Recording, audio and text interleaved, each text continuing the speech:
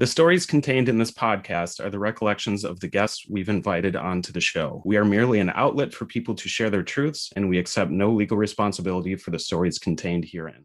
I'm Kendra Sheets. And I'm Rich Gill. And this is Enough, a podcast which aims to shine light into the darkened corners of the music industry while discussing the ways we can and should improve ourselves and, in turn, our community. Content warning. This podcast may contain frank and graphic descriptions of sexual abuse and assault, including instances of rape. These accounts can be triggering, specifically for those who have also experienced trauma, especially of a sexual nature. If at any point during this podcast you feel yourself getting triggered, we suggest taking a break and taking care of yourself before continuing. But we do ask that you continue. These conversations are mentally taxing, but they are so important to have. Thank you. Would you like to introduce yourself, guest? Sure. My name is Christin Crabtree, and I'm a survivor from Minneapolis. Great. Would you like to give us a little bit of a background on what you had to survive and what you've gone through? Sure. Well, I grew up in a family where there was abuse.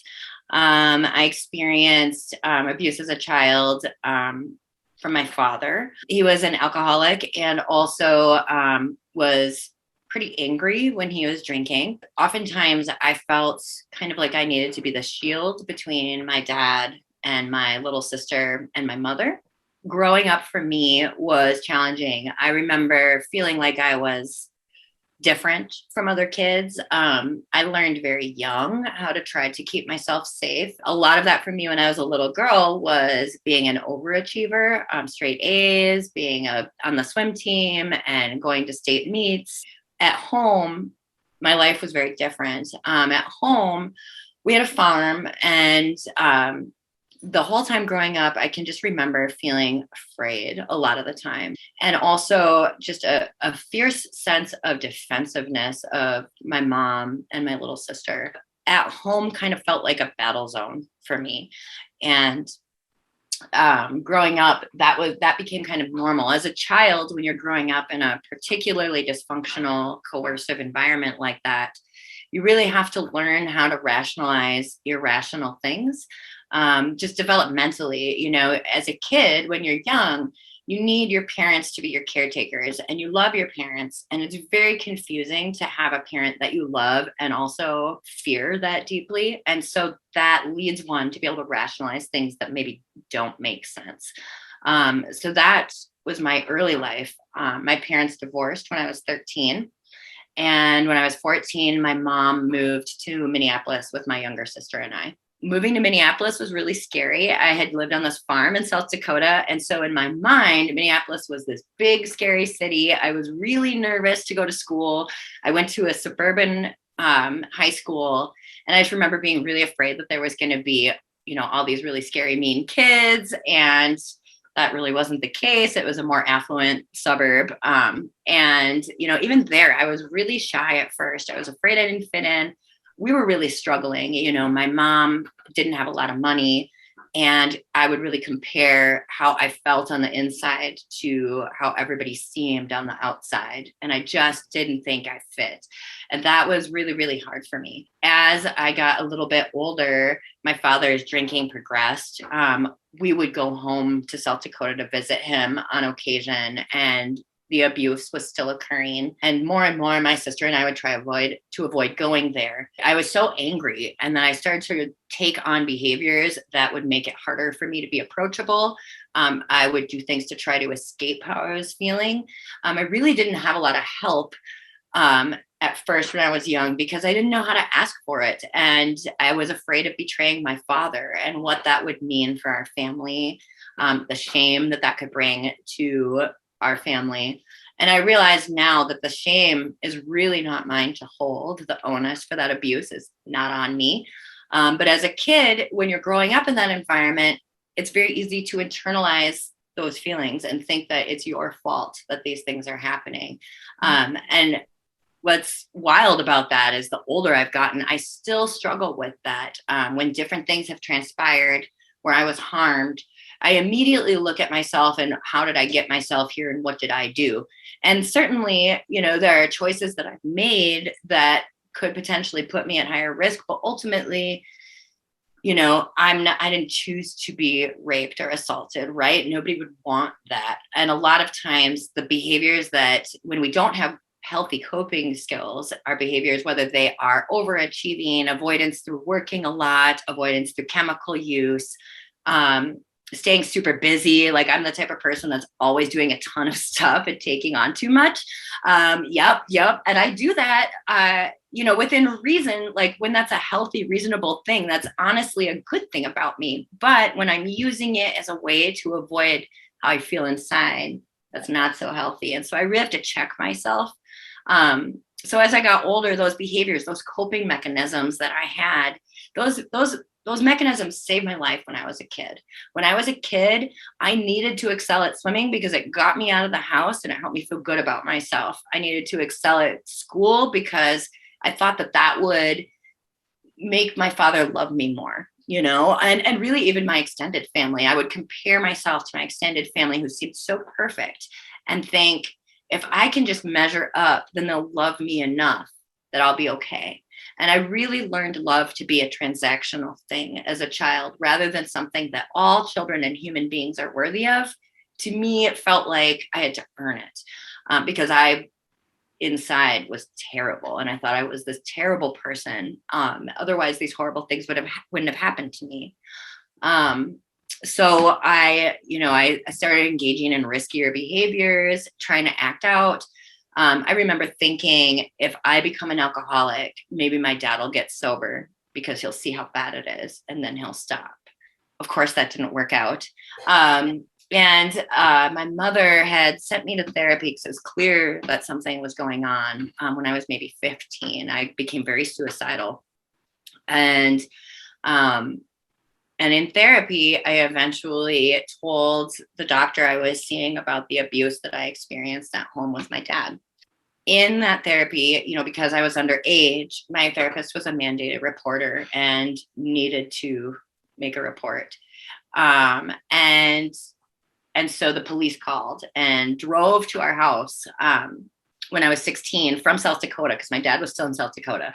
Drove to our house and interviewed me in the Twin Cities and asked me about my childhood experiences and what was going on, and ended up arresting my dad.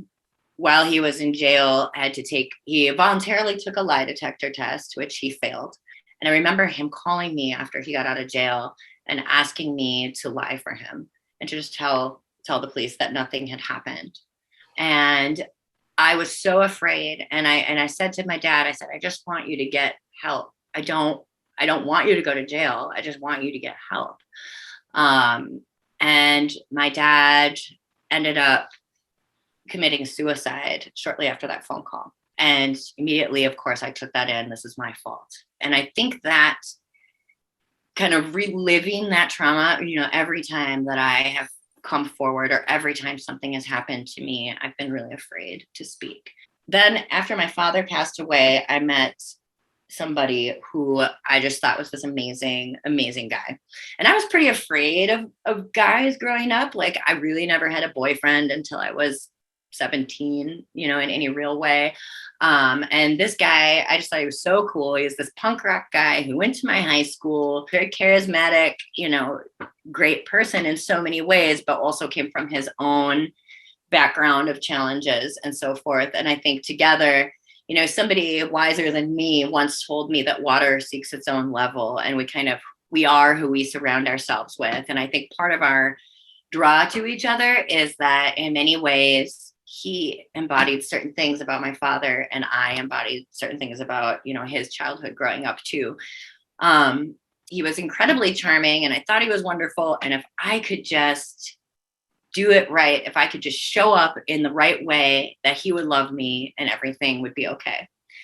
And, even back then, this person was, dating other people, and it wasn't like a monogamous relationship, even though I really hoped it would be. And if I could just do it right, maybe it would be.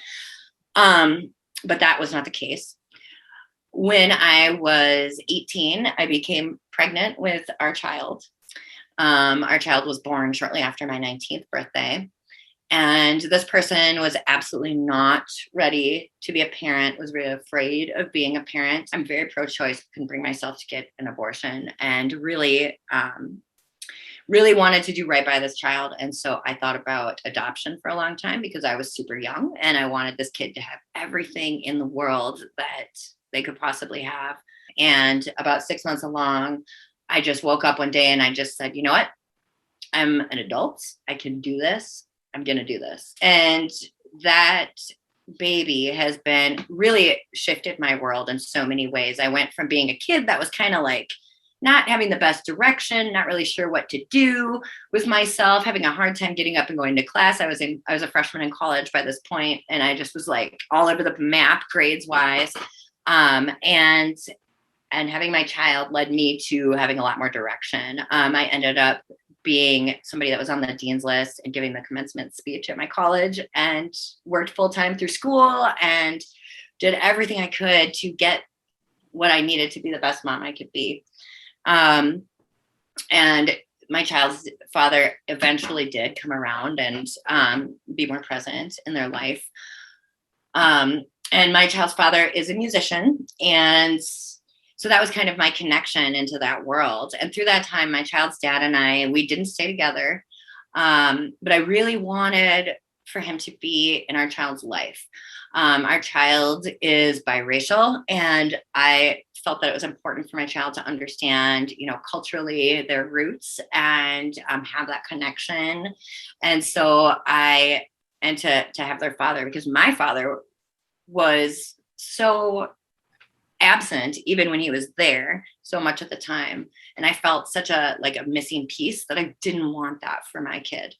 So I was willing to do anything I could to make it easy for their dad to show up, and I always felt like I was special, like there was because of our child and because of just the way that this person spoke to me. I always thought, no matter what, we wouldn't be together romantically, but that this person was always going to be there and that we were a team.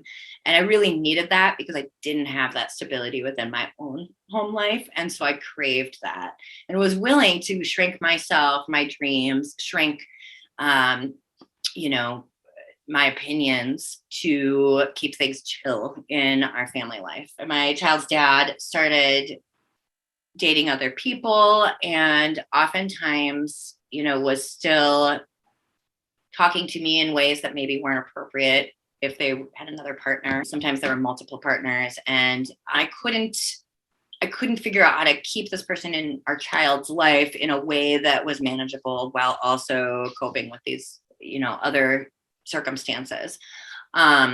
We lived together in a house, first in Minneapolis, then we moved to St. Paul.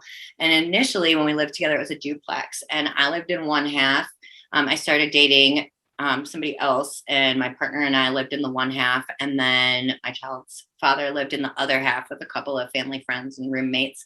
And then we ended up moving to St. Paul, to this big house. And in the house in St. Paul, I ended up getting married. And so my husband and I had a daughter. So it was my husband and I and our daughter, and then my son's father and his partner and their baby, and then a good friend of ours who lived in the downstairs, and that person also had a child. So it was kind of this collective thing. And we were all really excited about it first. All of us came from a background that had challenges and struggles. And I think we all thought, working together collectively, we can create this cool chosen family. And we really believed in it. I really believed in it. And it was the most important thing to me. But over time, because most of us, I think, didn't really have access to healthy tools for living, the past struggles and trauma that we had would crop up, right? And some people were coping through chemical use, and it started to become challenging. And then my younger child, their father started to get really sick. He ended up having a mental break and a psychotic break. And it turned out that he had a diagnosis of bipolar type 1. Bipolar type 1 is one where there's like very extreme highs and lows. And this had not been identified prior. And by this point, we're probably in our I think we were in our early 30s. The behaviors that happened during the psychotic break and the manic episode were incredibly harmful. And during that time, I experienced sexual assault and physical assault, and certainly emotional and verbal. And it brought up all of my childhood trauma. And that childhood trauma, had always been under the surface. And I am somebody who, had the childhood trauma, then have the kid really young. There's just always something going on. So I was never really slowing down enough to heal. When all of that resurfaced during this time, which it was like summer of 2012, I became incredibly triggered. I couldn't eat, I couldn't sleep. And I just knew, I thought if I could get this person help, if I get my husband help, that the person I knew him to be would come back. But that didn't really happen. And even though his illness is what caused for him to act that way in many ways, like not everybody who has a mental illness abuses people. We are responsible for the behaviors that we choose and that we do, but he was completely not online at this time. And, I don't think on medication, he would have behaved the way he did. But the abuse still happened. And for me to be able to heal and for me to be able to be the best parent that I could be, I needed to get out of that situation. And it was really hard for me because I felt like, I had made a commitment, for better or for worse, sickness and health. And I thought, who am I to abandon a sick person? And that's what I felt like I was doing. And I remember I was in a meeting with my therapist at the time, and she said, Kristen, look at your kids. Would you want for your daughter what you have right now? Look in the mirror and ask yourself that. And the answer was absolutely no. I would never want that for her. And therefore, that kind of taught, I couldn't love myself enough to see that, but I loved my kids enough to be able to see what they were worthy of. Mm-hmm. And that helped me to make that decision. That's what really pushed me. And thank God, that's what really led to me getting to the place where I actually could heal. But it took me some time. I left that relationship and very quickly started dating somebody else. And I think that was partly because I felt so awful. I just felt empty and like worthless. And I was in so much pain. And for me at that time, like I have complex PTSD. And what that means is that when an event happens that mirrors old feelings, like from my childhood or past relationships, I experience those feelings in my body like it's happening right now. So my nervous system tenses up. I can, like, my body and my brain respond differently than I would if I was present, right?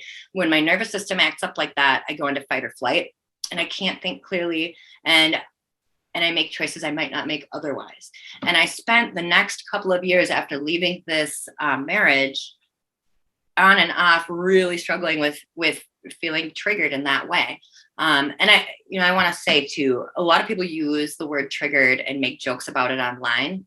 And I understand why. However, for people who truly suffer with PTSD, it's really not funny. And it's kind of ableist, honestly, that it's something I can't control. I can't control that my nervous system responds that way. I can't control that my brain, my like frontal lobe, which is where your reasoning is, shuts down. And my limbic system, which is your fight or flight, is what's going on, right? And that's like your almost like instinctual animalistic stuff, right? Like you run when there's somebody with a gun. It's like that. And I can't control when those things happen, but I do have the ability to manage how I respond. I know often when I'm in a triggered space now, and I can manage that. And the reason I want to say that is because I just want to make it clear when I say triggered, I know it's really easy to be like, oh, she's triggered. Like, no, it's very real for me and it's really painful. At the time I left my marriage, was experiencing that a lot and feeling pretty worthless. And really the only way I knew how to feel better was to have other people around me telling me that I was okay. Because when I was alone, I felt gross. Like when I was alone, I don't know how to describe it, like this feeling in your gut that you're just always sick, something's empty, like you're just missing something. And so I entered into a relationship that wasn't particularly healthy or great for me, and stayed with that person for about 4 years. I think healthier Kristen wouldn't have chosen that. When I started dating this person, they're a local DJ, but they, that was kind of it. And I thought that I was breaking a pattern because they seemed responsible and, they had other career besides that. But while we started dating, they started DJing for a rapper that tours nationally on the same label that my son's dad did. And so I was kind of wrapped back up into this cycle again. I saw the way that these were all men, part of this kind of hip hop scene. And I saw the way that they would compete with each other and treat each other. And it kind of reminded me of like junior high kids bullying each other. And I really didn't want to be a part of that. And I had always really enjoyed, the partners and wives and mothers of other people's children. And I felt like that community was great. And then, some of these dudes I just wasn't so sure about.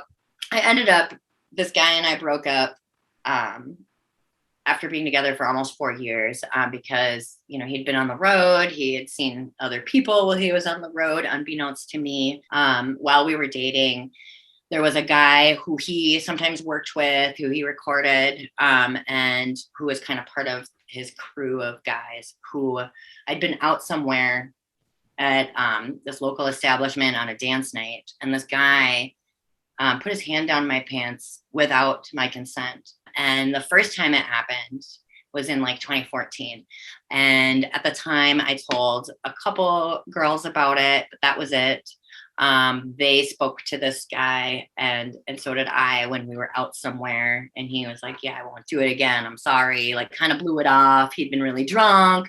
And for me, like at the time I thought, oh, he was drunk. He wouldn't have done that if he was sober, which is ridiculous because there's a lot of people who get drunk and don't grab you without your consent in that way. But for some reason that made sense to rationalize in my mind. And I think for me, it made sense because it's hard for me to see things as what they are because of how I grew up. Like sometimes I think things are normal that aren't. And I think also we're socialized that way. Besides my trauma history, just the way that patriarchy is, it's in the atmosphere that we breathe every day. So a couple years went by and the same guy, he was a rapper in town, did it again. I was at an outdoor festival over Labor Day, I think it's around Labor Day weekend or right after. And after the outdoor portion, folks go inside for this like after party. And my eldest kid was rapping at the after party. And I went inside to watch this and I'm like up in front of the stage. And this same guy who was also going to be performing came up and put his hand on my pants again. I turned around and was like, what are you doing? Like, you're friends with my partner, which I hate. I hate having to center like their relationship to a dude in your life to tell them it's not okay. It should just not be okay because I said it's not okay. That's what I did because that helped me feel safe in the moment. A few months go by and my partner at the time had been on tour and he came home and I told him about what happened. And his response was, well, what do you want me to do about it? Which in that moment crushed me. And I was like, it's my fault. It's my fault. That's where I went. A couple months later, me and that guy broke up.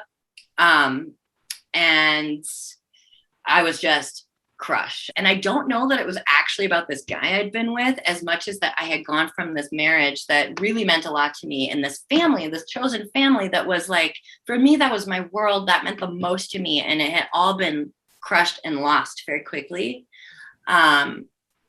And I was so afraid of being abandoned, because I experienced that as a kid. Like I wasn't protected by adults who ought to have protected me, and that abandonment thing is a thing that I've really struggled with over the years.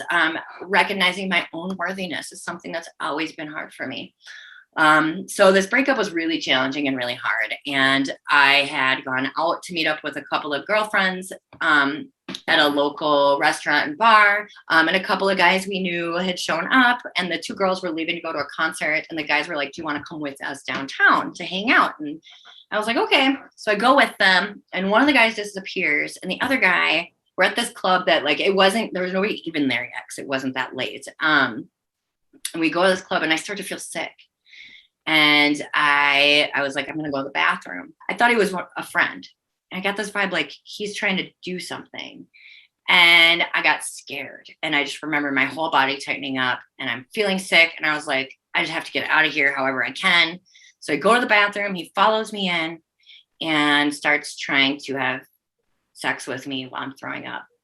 And he stopped while I was throwing up.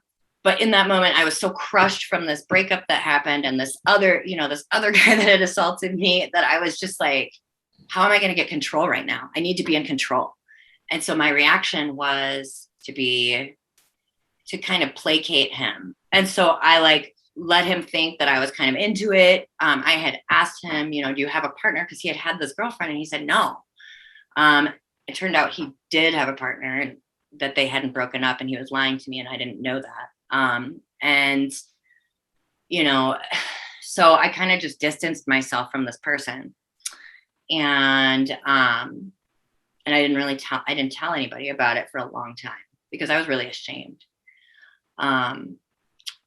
Also during that relationship, actually, there was somebody else who assaulted me too. And this person was not part of the rap scene. This person's part of more like the local indie rock scene. We were at a mutual friend's studio. He was really messed up and he'd asked me to go into the sound booth more than once and tried to get me to go in there to give him head. And I said no, both times. And he was really pushy, but I kept saying no. And this is a person that I'd known for many, many years. He had been friends with my son's dad since they were young. And I was like, he's just messed up. Like, he doesn't know what's going on. Like, I thought he was a safe person. And I just was like, you're just being gross, and kind of blew it off at first. And then after I'd been there a while, I went down the hall. It's this big old studio building. And I went down the hall to go to the bathroom. And it's like kind of this nasty, gross, studio bathroom. And all of a sudden this dude barges in and he tried to pull my clothes off and tried to force himself to like kiss me and force himself on me. And I pushed him away and took off out the bathroom and just went back to the studio space and pretended like nothing had happened, because in my mind, that's what I was supposed to do. And I couldn't even fathom of it as being an assault. Like, I didn't really like think of it that way at first. It really upset me and it felt really gross. But I think to protect my own, to protect my own sense of safety and well-being and belonging, I just couldn't see it that way. Eventually, I come to a point where I'm like, all these things happened. And I was like, I can't live like this anymore. And I completely, I didn't date anybody in the music scene. I stayed away, which was like most of my social circle and my circle of friends. Like, it's not like I want to date all these dudes. It's just, that's who my social circle was. And so that's who I knew and who I felt comfortable with. But yeah, I didn't. And I really focused on my healing. I'm still in a group. I go to a therapy group for adult survivors of childhood trauma, which has saved my life. I see a therapist who specializes in somatic experiencing, which is all about like connecting like the way that you feel in your body with what's going on around you. So one thing that my therapist has really helped me with is like, if I'm talking to somebody who is more manipulative or somebody that uses gaslighting towards me, like somebody who has abused me historically, there are a couple guys in my life that I can look at the sky and say it's blue and they'll say, no, it's red, and they will not budge. And sometimes my trauma brain will be like, Kristen, maybe it really is red. Like, maybe you're the crazy one. That happens to me a lot, especially when I'm super traumatized, like when I'm in that space. And my therapist has taught me that when I look at the sky, I pick something that's not activating of my trauma. If I look at the sky and I say the sky is blue and concentrate, think about how that feels in my body. And then I look at the sky and say the sky is red and think about how that feels in my body. That can help me identify when I'm talking about something that is actually my truth versus when I am hearing something that's not true and starting to believe it, which happens to me a lot because I grew up that way. And it's very hard for trauma survivors sometimes to differentiate those things. So tools like that are really, really helpful to me. At this point in my life now, I have not been assaulted or in an abusive situation for a number of years. Not only do I continue to go to therapy and probably will forever, but I also do a lot of work around mind-body things like meditation, those sorts of things. So I started to become more public about being a survivor in 2016 initially, but then more and more as time has gone on, contributing my time to different survivor-led groups, as well as the Domestic Abuse Project, which is a local nonprofit here in Minneapolis. I'm the vice chair of the board of directors there. They approach healing as a holistic thing. So they serve all types of people. If a family approaches DAP for services, it might look like, a parent who is a victim survivor is in a group for victim survivors. A parent who has used abuse might be in a group for people that have used abuse and are working to overcome that. And then we have services for kids ages 0 to 18. So because even little babies develop attachment styles based on what they're hearing and feeling around them, right? And so it's really important to be able to interrupt some of these cycles young. If I had the services that DAP provides when I was a little girl, some of the patterns and trauma experiences and responses that I have might be very different. But for me, because I didn't, a lot of those things are like breathing. So I have had to learn and unlearn a lot. And it sounds simple, but it's not, right? So my idea of how to keep myself safe has really shifted over the years. It used to be that I would feel threatened by other people coming into like my son's father's life. And I've had to learn that that's not the case, that love is infinite. It's not finite. I don't need to approach the world from this, it's not pie, right? You don't run out. And I've had to learn that that's okay. And that I'm not in competition with others, but that was really hard for me for a long time. And not because I hate other women, but because I was afraid of losing what very little safety I had. And also because both my kids' dads are people that, especially when we were younger, were quite well known in the community. My son's dad, especially, I think. And so there were constantly people around. And I felt like in some ways that was a huge privilege. And in some ways that was really hard because I felt like people wanted something from me all the time. And for somebody who grew up seeing love as transactional and people wanting me for my body, as an adult, people wanting stuff from me felt really unsafe. And so I was very protective of myself in that way. And that's something I've really had to work to unlearn. I haven't always been super awesome because of that. There have been times where I've been competitive with other women and I wish that I hadn't been. There have been times where my behavior is not aligned with my values. And so I work really hard to not be that person today. And I'm accountable for the things I did in the past that perpetuated that harm.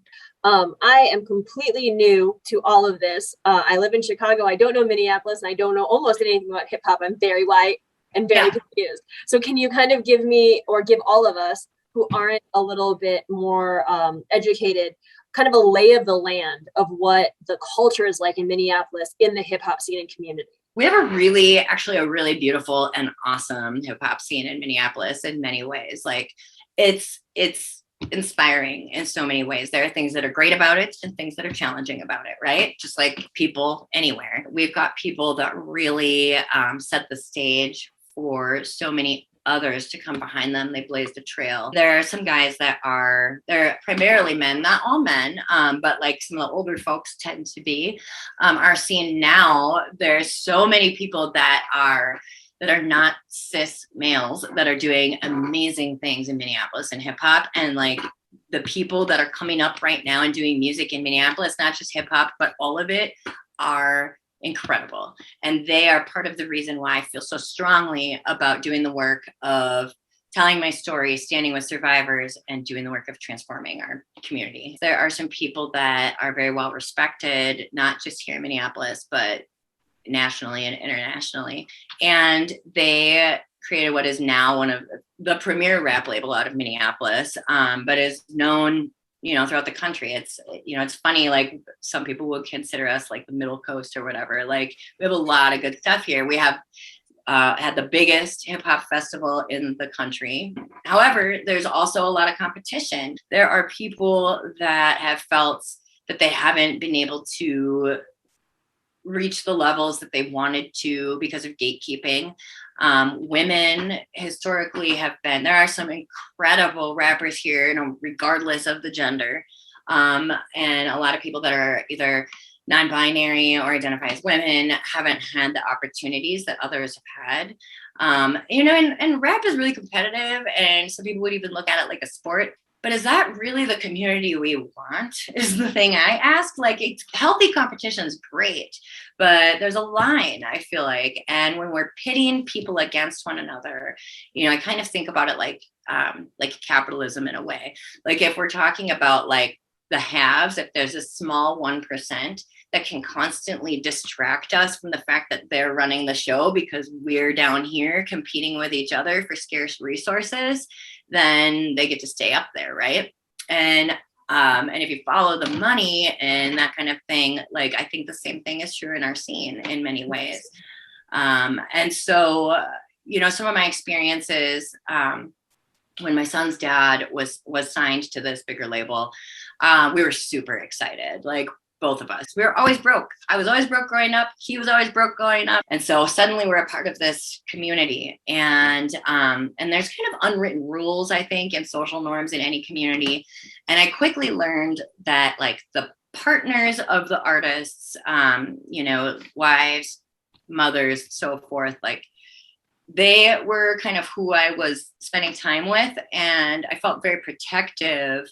And I saw them be very protective towards, like, fans, like other women that would kind of, because, like, I mean, these things happen at shows, like, there's always like the fans that just love these artists and want to be close to them. And these artists have a platform and power and they're cool. And so it's easy to want to, like, to get their attention, right? And I think a lot of the women were really threatened by these fans, and self included. And so there felt like a hierarchy, within, not only in the label in terms of like artists versus office staff versus whatever, and like who was with who, but also just in the community at large. Besides this bigger label, I'd say there's a couple other collectives here in town that are more well-known too. And I think a lot of these youth were really inspired, when they were youth, were really inspired by these guys that have been out here touring and putting in all this work. And they, rightfully so, but also I think there was a lot of power dynamics that would cause harm. It would be easy to pit some of these smaller artists against one another so that certain folks could stay on top. And I think also as time went by, just norms, the partying, the after partying, a lot of folks really kind of started to embrace those things. Something that became really common. And, I think, I don't want to sound judgmental, so I want to be clear. I don't think there's anything wrong with polyamory. I think it actually can be a really beautiful, great way to live your life. There are people that are doing polyamory in an ethical and healthy way. That's incredible. But a lot of people I found started to use that term as a way to just excuse their behavior and to manipulate their partners. It would be like, it's okay if a dude is doing this, but if their partner was also seeing other people, then that would not be okay. Yeah. Or like weird rules or whatever. Sure. So that kind of thing. And, I certainly have not always been perfect, but I always, not always, as I got older, I started to really try not to play into that hierarchical kind of thinking. I remember there was one time that a person I knew had a relationship with an artist who was married to somebody else. And I got a phone call saying that I could not be friends with this girl from one of the other partners of a rapper on the label, saying you shouldn't be friends with her. She's a social climber, all this stuff. And in my mind, I thought, why is it that this dude, like whatever he's doing, is suddenly impacting our ability as women to engage in relationship with one another? Like, why is this man's penis dictating my friendships? Like, I'm not even friends with this guy, really. And also, I probably couldn't throw a stick in Minneapolis without hitting somebody that he slept with. Like, how am I supposed to decide who I can be friends with? And why does his manipulation and dishonesty get to dictate that? And that was the first time that I came to realize that, like, that like this idea of protecting my family from these fans was not what I actually wanted. Like that was a really lonely way to live. And I started to move kind of away from that way of thinking. One thing that I've worked really hard on is I consciously work to never use the term groupie because I think it's dehumanizing. People that are fans who are the ones that are paying your bills. They're making it possible for you to buy groceries. They're consuming your art. And they love this art, and treating them like they're less than human is profoundly disrespectful. And, you know, I can't expect a 17, 18, even 21-year-old young woman to show up at a rap show as well resourced as I can at this point, because they're young and they're, you know, and like, why would I diminish them for that? And so that's something that like I've really had to hold myself accountable for. I started to feel like unsafe at rap shows. Well, obviously I've been assaulted at them, but I started to feel unsafe at rap shows, even just as somebody who was this person's kid's mom, because a lot of people kind of knew who we were. I like to hide out like at First Ave, right behind the stairs by the big backstage. Don't tell everyone. Now they're going to know. That's the best spot. You know, you have to be at all access to go there, but like I will hide behind those stairs because not because I want to be cool and be backstage, but because it is so overwhelming for me to be at those shows. I haven't gone, well, since the pandemic, I haven't gone out to shows really, but like even before that, I stopped going to a lot of like of this flagship label. I stopped going to their things in like 2017. When I would go, I would hide out and I'd need a safe person with me. And even to this day, that's kind of how I am in public because it feels vulnerable and I don't like that feeling. Yeah, so that's kind of what the scene is like. There's a lot of competition. A couple of these guys in particular cause more harm and used abuse in our scene more egregiously, have a talent for making each person in the room think they're the only person in the room. Meanwhile, they might have like 6 partners there. And it gets really complicated. And I think the way they succeed is by pitting the women, or not even just women because it's survivors, but all kinds of folks against each other and their friends too, like telling a half truth to this guy, a half truth to this person, a half truth to them. And there's this lack of trust then amongst folks and needing to hold your cards close to your chest. And that only perpetuates these symptoms more. And it really harms our well-being collectively, you know? I don't know if this is Minneapolis specific, but the hip hop and the indie rock scene are very intertwined. Yes. Like incredibly so. There's the amount of like hip hop / punk shows I used to go to is incredible. But with a lot of those bands, especially I think in the like early to mid 2000s, there was this whole like, you know, we're not like these big bands. We're just like these like aw shucks, like shy guys, whatever.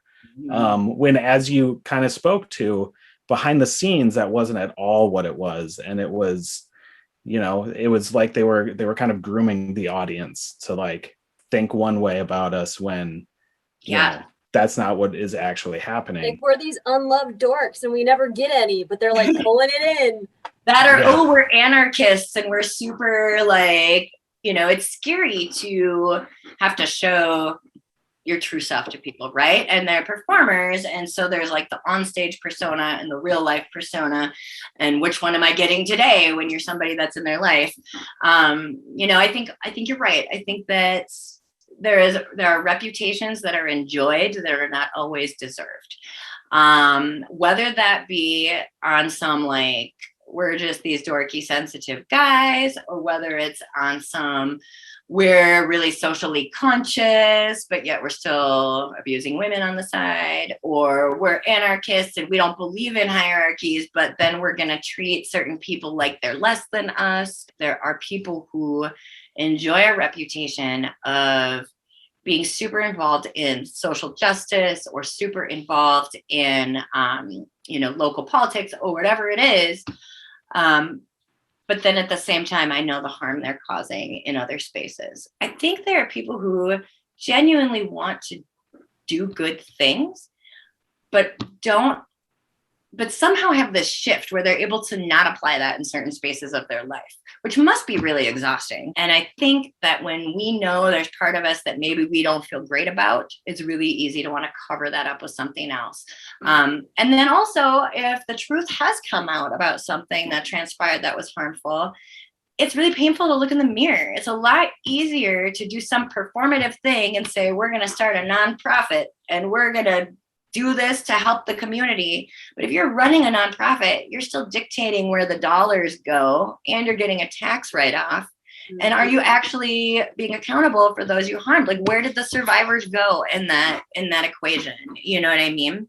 And so to me, that's not really accountability, and it's not really honest about who you are in the community. And I think people are complicated. I don't think anybody, like, I really don't love binary thinking, whether we're talking about gender or whether we're talking about abuse. Most people don't first enter into a situation with violence by committing it.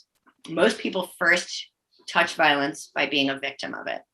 And from my experience, what I know in my own life with people who have used abuse with me or towards me is that they were once victims too.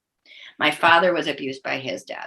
The day before he committed suicide, when we were on the phone and he asked me to lie, he also told me that his dad used to touch him when he was sleeping. And he would say he was dreaming, he didn't mean to do it. That sounds a lot like me saying, oh, he was drunk, he didn't mean to do it later on in life, right? And so I think it's really important that while we see that oftentimes folks enjoy a reputation that may not be aligned with their true self or may not be aligned with some of their behavior, that we also know that people don't become that way in a vacuum, whether it's social norms like rape culture, which we talk about a lot, or it's trauma that they experienced in the past. Some of the people that have harmed me the most are people who were abused too. And I personally have a very hard time denying their humanity. That doesn't mean I have to forgive them. It doesn't mean that I don't get to be mad if I need to be mad. It doesn't mean that I need to be in close relationship with them. But it does mean it's freeing for me to realize this isn't about me being gross. Like, I'm not this gross person that asked for this. This person is a harmed person who went on to perpetuate more harm. And we have choices as we grow up. For me, I didn't have tools for healthy living because the tools I learned to survive were not great. They got me through my childhood though, which honestly, when you think about it, like, it's pretty profound the way we're able to adapt to survive. They also didn't serve me as a mother. They didn't serve me as a community member. They didn't serve me as a healthy woman. And so I get to put on my big kid pants and be responsible for my healing. And I am responsible for the way that I show up in the world. And I'm responsible for perpetuating the trauma or perpetuating well-being. I am not ever going to excuse these people and the things that they choose to do and the way that they sometimes hide it behind other behaviors. I'm not going to excuse it, but I simply I cannot dehumanize them to the level to understand that they didn't experience something that got them there. It's much better to, rather than what's wrong with you, the question is what happened. There's so many people, like, abuse can be generational, right? It passes down through the family. If it happens to you, then you're likely, I don't know the stats on it, I probably should, but you're likely to, and push that abuse onto someone else that you're close to, be it a family member, in a relationship or something similar. You obviously have done a ton of work to find ways to build that wall, to keep that from passing down further to other people, so you don't have to continue that cycle. But it's interesting to think that if it is a generational type of thing, or if it is based on your surroundings, the other thing that we have to do is we have to extricate that from our surroundings, not just family, not just friendships, but also the scene in the community in which you live, not just music community, but literally rape culture, everyday community in the United States, in your city, internationally. Where you can remove it from the family generational aspect, but if it's still sitting in our community, we're still going to come in contact with every single day, and we're never going to be able to absolve it because you're still dealing with it every single day to some capacity. I think that's very true. I think, it's interesting, like younger people in our scene kind of get taken under the wing of older people in our scene. And they're emulating those older, cooler folks. You're like looking up to these people, right? Older, cooler, and sometimes more successful.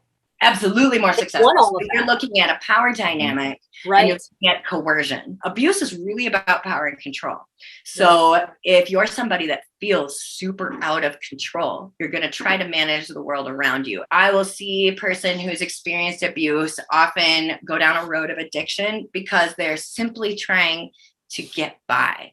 I would never want to shame somebody for alcoholism or drug addiction, because oftentimes those things, nobody chooses that, but oftentimes it's the only escape from a really dark place in your brain that you can find. It's their coping mechanism. Absolutely. Or, for somebody that's like a workaholic or whatever it is, or somebody who's trying to, somebody who's like messing with their food, even like an eating disorder type thing. I'm not saying that all these things necessarily caused that, but like learning, like trying to hold on to something to have some control. When your agency is robbed from you, which is what it is when you are abused, or even when you are a child witness, that ability to feel in control and safe is robbed. So if you've got like older people with a huge platform that are more famous, bringing up these younger folks, the younger folks are emulating them, the older folks are benefiting from that power. And it's the same generational thing, just not in a family. Mm-hmm. Exactly. And I think that's truly happened in our scene quite a bit. I think that's a really great example of, especially looking at our rap scene. That's, probably the others too. I know the same thing happens in the punk scene, not just in Chicago, but nationally. I know that the labels are doing some sort of emotional grooming, I guess you could say. I mean, they're kind of you set the tone for what you expect the bands or musicians, artists, whatever, to act like. And if you don't do ABC, then your album's not going to be out this next time, or we're going to kick your ass off and you'll be stuck with no one. You'll have to put out your own album, or you won't get booked on a 150-day tour, or whatever the hell it is. I think there's something to be said for like the consumerism of it. In the one hand, you are marketing yourself, and it kind of, that in and of itself is kind of like selling yourself as another way of almost giving up agency, but then at the same time having this power. Like I remember people really wanting my son's dad to put a new album out and demanding. And I'm thinking, we have all this stuff going on at home. We had a bunch of family stuff going on, and it felt so dehumanizing to me. But like, they're also the ones who pay our bills. And then they're also the ones who like look up to dude. Right. And so it's like, there's this cycle happening where we feel like we own people both ways. And I think that's really harmful too. And I think that perpetuates a lot of this behavior in our scenes, and so remembering people are people at the end of the day, and that we all are, we all have needs, and we all have wants, and we all have insecurities and all those things. Like how corny that sounds, but it's true. It's your basic favorite hero. Yeah, like your favorite musical artist, your favorite hero, whoever it is in the punk band that everybody loves in town, still goes home and probably thinks about some embarrassing thing they did that day. And it's like, we have to remember that about each other. A lot of people who aren't familiar with harm and abuse have this idea of like the perfect victim. Right. And, when someone comes out with a story of, assault or abuse or harassment, anything that doesn't fit that mold, there's this automatic pushback of like, well, this person's also a drug addict, or like they, harassed someone at this show and they were shitty in whatever way. And there's this, like, they don't understand, like those things, like if they're true, those things can exist at the same time. Like, people can do harm and cause harm at the same time. I think most of the time we do, Mm-hmm. You've got everything on one hand where you're like, oh, the victim was drunk, or they were on drugs, or they were doing this. But then you have the person who committed the abuse going, oh, they're just drunk. Oh, they were just doing a ton of coke. Except I do all the things I want to do that I couldn't do when I was sober if I was drinking. So would he not have done that? Like, exactly. And I think that's a really important, point too, because when we're saying, oh, well, he was just drunk, then you're denying your own, like what happened to you in that moment. just because he was drunk doesn't mean that I wasn't still assaulted, right? Both are true. And if we consistently have this tendency when it comes to sexual violence in particular to center the perpetrator. We center them in terms of like, oh, you know, they were drunk and like whatever. And so it's not their fault. And then I have to sit here and hold that thing by myself, that silence or that yucky feeling by myself. And on the other hand, we also really love to be like, he is a monster, or they are a monster, or she is a monster. And it's like, I mean, what they did is awful. Like I'm a survivor not only of childhood abuse and violent rape as an adult, but also of like less, like what felt, if you're going to scale harm, less egregious, which I really hate to even scale harm that way. And I don't want to do that. But like, it's really easy to demonize some of these people who have caused that, who have used that abuse. My father was my first abuser. And even though what he did is horrific, I still love my dad. You know, I love my dad. There are parts of my dad that were great. People are not a monolith ever. And so, you know, when we're talking about these things, I think it's really important to remember, like, yep, my dad abused me horrifically. And also my dad fought for family farming before it was cool. My dad opposed corporate farming before it was cool. My dad did amazing things in his life. And so like, I don't like, both are true. Right. And he was a survivor of his own trauma. And so like and that doesn't excuse anything he did. It's just, demonizing people in that way allows us to separate ourselves from them. When we demonize people who have used abuse, we're dehumanizing them and saying, well, that's them. And then we don't have any responsibility to address what's happening in our petri dish to make abuse possible. What I would love to see in our community is, rather than saying, let's throw these people away, what I'd like to see is the community say, okay, it's become clear that this is a common issue that we're struggling with, and this is painful, and we want better and are worthy of better. So we're going to transform the systems in which we live and the communities and conditions in which we live to make abuse less prevalent. That looks like being present with one another in public. That looks like paying attention. And that's not, when I say we shouldn't throw these people away, that's not to say that I think we should coddle them and welcome people who have used abuse back in. What I'm saying is, these people, there's a difference between punishment and consequences. If I were to throw a ball through a window, the consequence is now my window is broken, the cold air and the rain is getting in, and I'm going to have to pay to fix the window.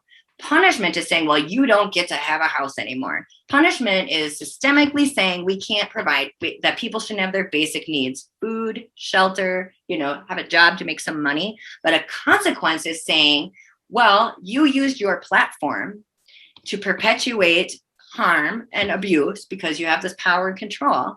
Maybe you don't get to have a platform anymore. If you have this platform and you are sleeping with underage children, we're going to take away, like if you're a teacher, you're doing that, then you don't get to be a teacher anymore. You're going to have to go do something else, you know? And I'm not saying like different consequences make sense for different things, and what different survivors need and want is different, you know? So rather than centering what we're going to do to these people, I'm not saying they should have consequences. Again, we ought to think about, what do the survivors need? When you're having like a restorative justice circle, which is when we're talking about restoring this person who was harmed.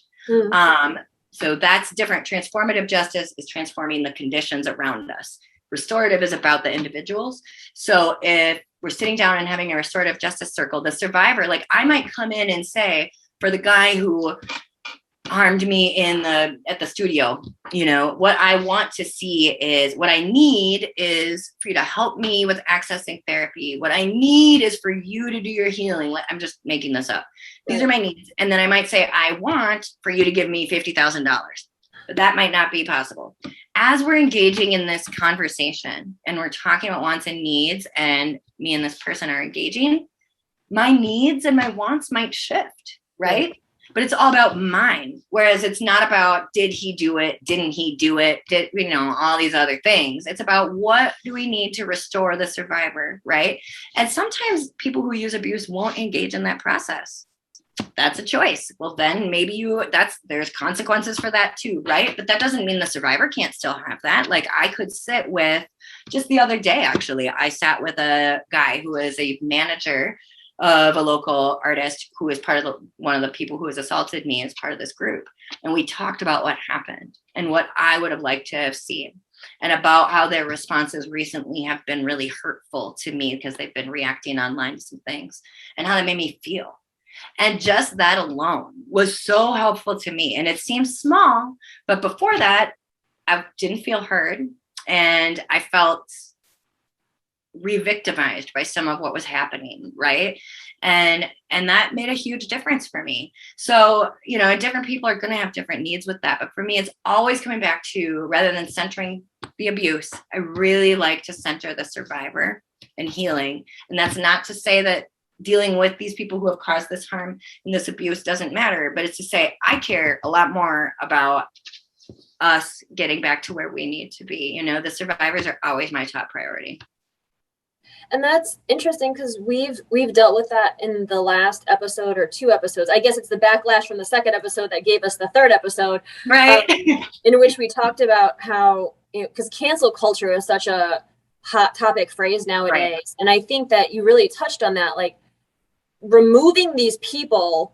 Like if you just say, oh, this band is bad, and you just pluck them out and you remove them, we still have all the other bands that are acting the same way as this other band that they've groomed all the way down, and the bands that groomed them all the way up. Like, we still have 45 issues. Right. And also, where's the survivor in that? Exactly. So this dude out the band, or whoever out of the band, like, what happened to help restore that survivor's sense of safety, right? Because first of all, I would say cancel culture, I don't really think is a thing. I know people love to throw that term around.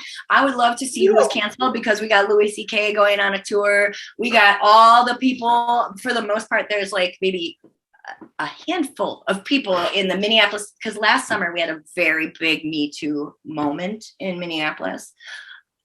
Most of those people are still touring, and I think people forget Me Too doesn't mean canceling. Me Too is about the survivors. Right. Me Too is not about the people who caused the harm at all. I mean, really, it's about us. They're in the background. It's the other people that are forward facing. Yes. And really, like, Tarana Burke is the founder of Me Too. And a lot of people get this wrong and think it's like a recent thing. Tarana Burke founded Me Too in 2006. And she did it because she is a Black woman who was working with some other folks, with young Black women who had experienced abuse. And Me Too was her hearing these youth telling their stories and her being able to say Me Too. It was really about centering Black survivors and not about, like, oftentimes, these conversations can get a little complicated, and I want to make room to talk about it a little bit. But there's intersections with abuse and racism and, patriarchy and racism, obviously.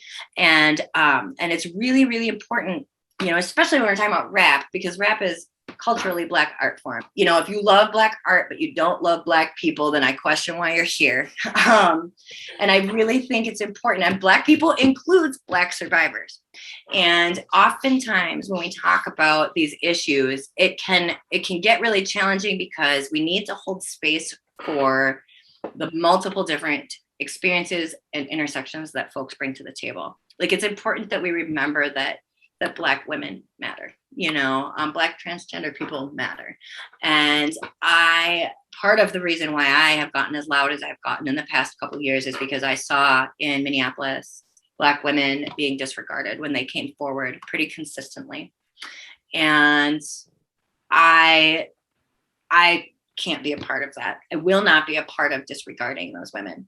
And when people started coming forward in the Minneapolis hip-hop scene last summer, there was initially a number of white cis women that came forward.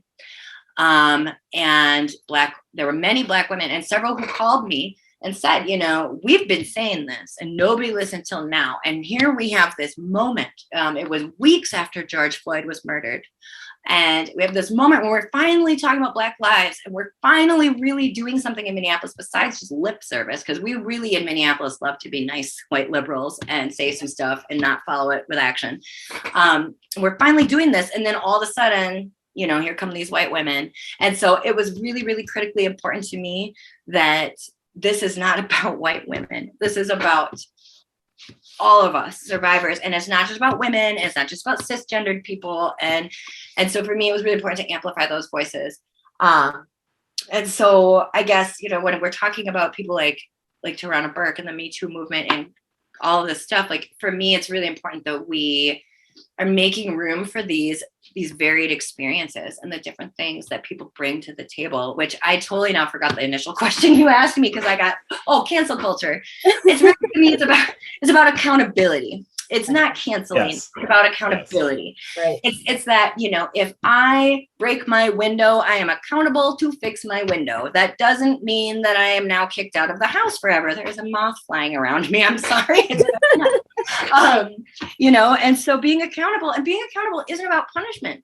Being accountable is honesty. It's being honest with love and holding that in the same hand. That's to me what that is.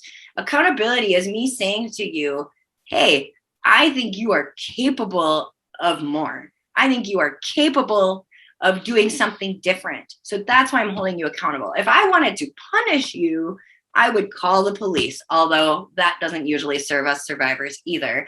I personally am an abolitionist partly because of that. And, for me, that's not an option, but really, if it was about punishment, I'd be doing something different than saying, hey, I'd like to see you be accountable. I've said to folks that are closer in my life that, if I maintain the relationship with you that I had before all of these conversations, then I'm enabling you. My job as somebody who loves you is when I see that you are being dishonest, or I see that you are running game or starting to fall into these old behaviors that you used to have, I'm going to call you on it, not to be a jerk, but because I love you. And it's not only hurting these other people, and it's not hurting just me, it's also hurting them when they're doing it. Healthy people don't like to go around hurting other people, and part of it too is showing up for myself. As a kid, I had to hide a lot of truths about what was going on at home. I'm not doing that anymore. Every time I do that for somebody who's using abuse, even if it's not towards me, but just in the world around me, then I'm replaying that pattern again, and I'm done. So, but yeah, I don't believe in cancel culture, because if that was a thing, most of these people, like Bill Cosby, got out of jail. Like, there's just where, I don't. I believe in accountability. And, I think it's very easy to use that term as a way to avoid accountability for the harm you've done, as a way to, and if you aren't somebody who has used abuse, but maybe you are just a really big fan of somebody who is, it's hard to look in the mirror. It's hard to think, to stand in that discomfort. Being in solidarity with survivors requires presence. Being in solidarity with a perpetrator requires you to do nothing. Keep buying their music, keep going to their shows, keep doing your thing. Being in solidarity with survivors requires you to really sit in some discomfort with us. And that's hard work. But I don't really feel that bad about asking people to do it, because I've had to live it every day. And I sit with other survivors who have had to live it every day. And if I'm tough enough to do it, then I'm sure you're tough enough to do it too. When artists speak out about this stuff, or it happens with politics a lot. Yeah. They're like, oh, just shut up and sing, or shut up and play basketball. We don't want to hear about your politics. Mm-hmm. But then on the other side, when someone will speak out about being abused or assaulted by an artist or an athlete or something, it's well, yeah, but who cares? We just want to watch them play basketball. I just like their band. It doesn't matter. It doesn't affect me. It's kind of like a shut up and let them sing situation. Right? Yeah, exactly. It's you can't have it both ways. Yeah. I listened to some dumb shit growing up, and I listen to some dumb shit now.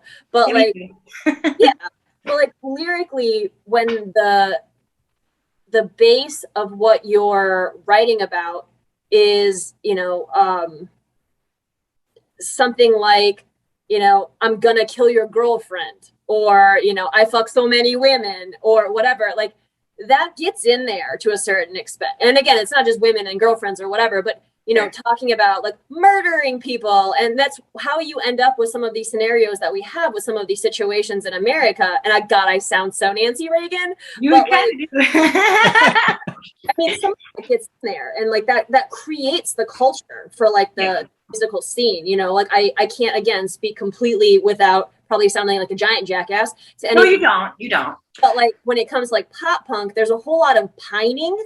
And it's this whole like, why doesn't she love me? I'm so sad. She's the girl for me type of bullshit. And then there's a lot of that, you know, you see it in the men in that community. And again, it's almost like this kind of consistent, you know, generational passing down of these abusive tendencies. And if you have it in your lyrics, if you have, you know, this type of these personas, you know, as you said, these kind of on-stage personas that they create, that's what people see. They don't see you having a mental breakdown in the green room because you're scared to go on stage. They see you being like, you know, walking out there fucking chest high, ready to go. They see you talking to fans and putting your arms around young girls. That's what they see. And that's what they're going to emulate and hold on to some sort of, you know, pedestal. And you guys touched on this pretty well, actually, in your last podcast, the short one that you just did before this. You talked about how our actions have consequences, and that when we enable people who have used abuse, that there is a body count. When we're spending those dollars or we're putting that energy into people that have used abuse, who have not engaged in accountability, who have not tried to make things right. And by that, I mean honest, authentic accountability. It's one thing to write some note and post it on your Twitter, or to say we're going to start a nonprofit and we're all going to go to therapy. But if you have not engaged with the people who you harmed in a direct way, or attempted to make things right for those folks, then I don't really feel like that's very meaningful. And those people, I don't believe, deserve my energy or my time. One of the things I worked on last summer was a boycott of one of our local, well, really all of them, the local rap labels. Not because I think those guys should necessarily be canceled, but because I want them to be accountable. And they can avoid and evade accountability as long as they continue being able to tour and continue being able to sell their art. And I'm not only saying like I shouldn't buy their stuff, but I'm like not trying to give them a ton of my energy, because then I'm giving away my energy. And a boycott, a divestment of our energy from those people, and then an investment of our energy into people that are more aligned with the world that we are worthy of having and that we want to see, that to me is a worthy activity. When it comes to lyrics, like, you know, one of the things that happened last summer is there was a person who was kicked off of a label here in town, and it was primarily based, they said, on lyrics, and some inappropriate tweets that person wrote. I have a couple thoughts around that. Now, this person happens to be a white-bodied rapper, so in this context, it doesn't necessarily apply. But as a white woman, I am not going to sit here and judge a Black art form with a lived experience that I do not have. I don't have the lived experience of, you know, KRS-One, Lil Wayne, of whoever. I don't have that lived experience. So their art, that's their art and their experience. And a lot of times we see especially younger people, when they're making their art, and we hear things that are violent, or we hear things that we perceive as this, like, that's their lived experience. And honestly, as a white-bodied person, if that makes me uncomfortable, I better sit down and think about why that's their lived experience. And part of transformative justice is saying, these are human beings. We are all worthy of a healthy childhood, of a healthy neighborhood that has a good produce, that has access to community programs, that has, you know, a village of people around you lifting you up. And if you are a kid who doesn't have access to the economic things that traditionally that white people might have, so you're using, you know, black market different systems to get funds because you need to feed your family, like, who am I to judge you for that when I have a part in undoing that, right? So to me, my job is not necessarily to judge their lyrics. My job is to figure out how I can be present with the community to help relieve the conditions that led to somebody experiencing that in the first place. That's a great point. Yeah. And I think it's really, that's the part of intersectionality that I think is really important that we talk, especially when we're talking about rap music, because that, you know, I would be doing a huge disservice and really being dehumanizing, I think, to some of the people that I deeply respect and love. And, you know, I think it's also really easy to pigeonhole Black music. And it's almost, to me, it's not all Black rappers are rapping those things either, right? And so like, it's really important to remember people are not a monolith. And I can't, you know, I don't want to speak out of turn when it comes to some of these things either, you know, but I do feel like it's really important for me to not, I don't know. I don't love the idea of censoring what people talk about. And I guess I also felt like, on the other hand, when this artist that was dropped from this label, when they said it was about lyrics and tweets, that felt so minimizing to me, because I really don't give a damn about his lyrics. I mean, I guess I do a bit, but what I care more about is the persona that this person is putting forth. What I care more about is like, that was the group of friends that was not like including women as people when making plans. That was that crew. And like, I care more about that, you know, and the example that we're perpetuating. And I really feel like, you know, like that artist, you know, there's an opportunity here to be somebody that says, you know what, maybe I can change the way I'm showing up, and maybe I can shift the way I'm showing in the world to be more mindful of the well-being and the impact on people. The other thing I will say is that as a survivor, you know, when we go into shows, like I have to think every day about where I'm going publicly, because there are people who have assaulted me that I'm afraid to see. There are women who are partners of people who didn't even assault me, but are just partners of people affiliated with these different crews that I'm afraid to see, because I don't know, I think they feel like I've betrayed them, which is not my intention. I actually really don't want to do that. My intention, again, is to hold people accountable with both love and honesty. And sometimes that can feel uncomfortable, but conflict is necessary. It's a necessary part of life. You know, it's something we deal with, and dealing with conflict in a healthy way is how we move forward. So I would urge people to rather than shutting people out in those circumstances, to engage in the hard conversations. But yeah, as far as lyrics and stuff go, like, yes, I think there are norms that are perpetuated by them. And I think it is just as dehumanizing of folks to say, you know, well, this is your lived experience, so you're not capable of something else. No way. No, like people are, like we are all worthy of joy. We're all complex human beings, and like nobody's life is all dictated by one thing, you know, but I'm not personally somebody that I don't feel comfortable like policing lyrics of other art forms and stuff, but I do feel comfortable having boundaries about what I'm willing to accept in my life and what I'm willing to listen to. And I feel comfortable having like the things that I'm doing align with what's healthy for me. Right. So like I will not police Lil Wayne's lyrics. However, I might listen to the Carter 3 and then not listen to whatever his most recent album is, because I've moved on. So, right? Does that make sense? Like, well, and I think also, like, you know, there's a world of difference between, you know, NWA saying fuck the police as 18, 19-year-old Black kids growing up in South Central Los Angeles being like victimized by the police all the time, than some like, you know, white kid from the suburbs posturing as like something that he's not, you know? Right. Yes. I think you can be whoever and do an art form. But again, if you love the art, but you don't love the people, I find that to be questionable. Yes. I think you need to have respect for the background of like how hip hop came about. And I think that when you've got like lived experience, where you're talking about your lived experience versus then you've got some kid from a suburb of Minneapolis is Maple Grove. Let's say we got a kid from Maple Grove who's trying to rap about something that clearly is not their lived experience.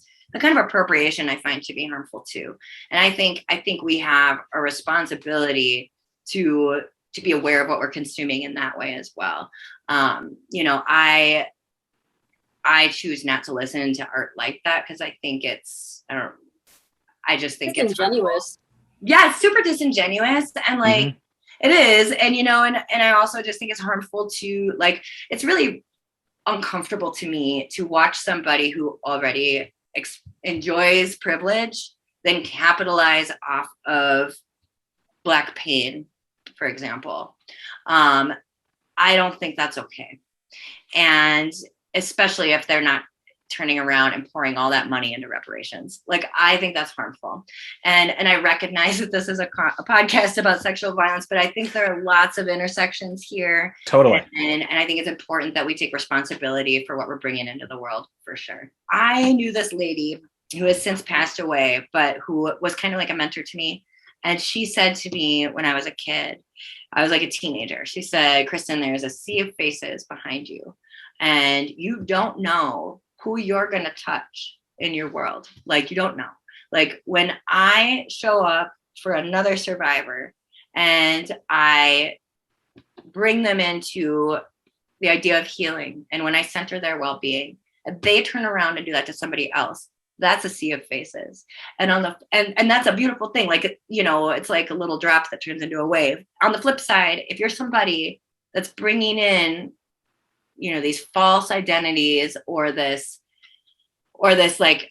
introducing harm or difficult things that are painful for people, and like you're perpetuating that, there's a sea of faces behind that too. And that sea of faces might include the next survivor that I'm going to talk to, but I really hope that we could all, rather than perpetuating harm, think about how we can do a better job to look out for each other, rather than thinking every space should be safe. People love to be like, oh, safe spaces, and make fun of that idea, but that's like not what's up. What I'm talking about is being present and making it safer. Things are going to happen, right? But if I'm there and I'm paying attention to like my kids, then I know what's going on around them, and I can show up and be more present for them, right? And like, that shouldn't just be my little me and my kids. I can do that in our community, right? So I think we all have a job to do there, and I wish that was the norm. And for folks that don't want to engage with that, or who are just kind of defensive, why are you defensive? Like, why would you not want your show to be a safer space? Why would you want your fans to get hurt? I just don't get that. Enough is a podcast centering on abuse, harassment, and assault in the music scene. To help get the word out, please like or subscribe and share with your friends. If you have been on the receiving end of harm from someone, be it artist, venue owner, audience member, or someone else, and would like to share your story on a future episode, please reach out to us at thisisenoughpodcast@gmail.com. All correspondences are kept confidential.